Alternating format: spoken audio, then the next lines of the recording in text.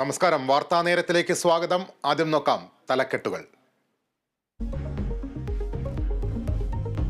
പ്രധാനമന്ത്രിക്കും രാഹുൽ ഗാന്ധിക്കുമെതിരെ വീണ്ടും മുഖ്യമന്ത്രി. കേരളത്തിനെതിരെ സംസാരിക്കുമ്പോൾ മോദിക്കും രാഹുലിനും ഒരേ സ്വരമെന്ന് പിണറായി വിജയൻ.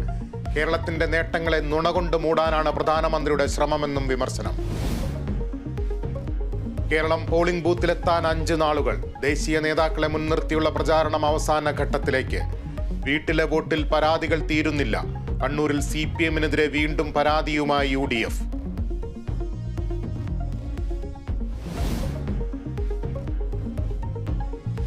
സംവിധായകൻ ജോഷിയുടെ വീട്ടിലെ മോഷണത്തിൽ പ്രതി പിടിയിൽ. മുംബൈ സ്വദേശി മുഹമ്മദ് ഇർഷാദിനെ കസ്റ്റഡിയിലെടുത്തത് കർണാടകയിൽ നിന്ന്.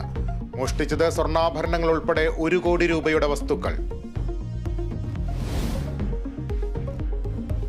തിരുവനന്തപുരത്ത് പിറന്നാൾ ആഘോഷത്തിനിടെ സംഘർഷം. 4 പേർക്ക് കുത്തേറ്റു. സംഭവം ഇന്നലെ രാത്രി കഴക്കൂട്ടത്ത് ബാർ റെസ്റ്റോറന്റിൽ. 3 പേർ കസ്റ്റഡിയിൽ. സംസ്ഥാനത്ത് കനത്ത ചൂട് തുടരും. 2 മുതൽ 3 ഡിഗ്രി സെൽഷ്യസ് വരെ താപനില ഉയരുമെന്ന് മുന്നറിയിപ്പ്. ഒറ്റപ്പെട്ട ഇടങ്ങളിൽ വേനൽ മഴയ്ക്ക് സാധ്യത.